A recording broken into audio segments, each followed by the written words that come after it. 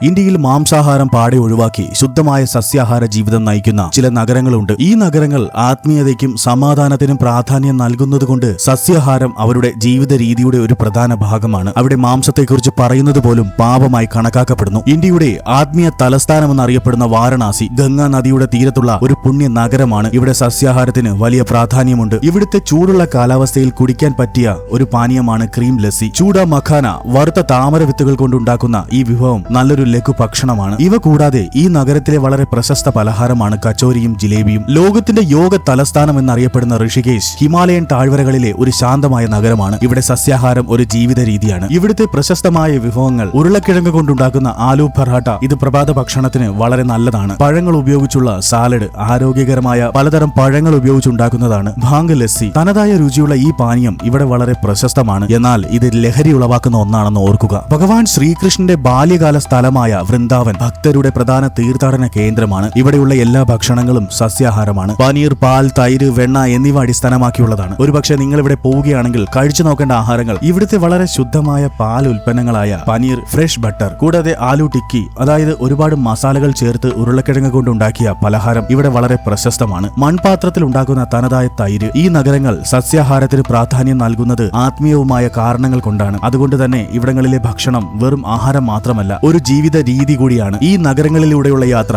രുചികരമായ സസ്യാഹാര വിഭവങ്ങൾക്കൊപ്പം ഒരു പുതിയ സംസ്കാരവും ജീവിത വീക്ഷണവും നൽകുന്നു. വീഡിയോ ഇഷ്ടമായാൽ ലൈക്ക് ആൻഡ് സബ്സ്ക്രൈബ് ചെയ്യൂ.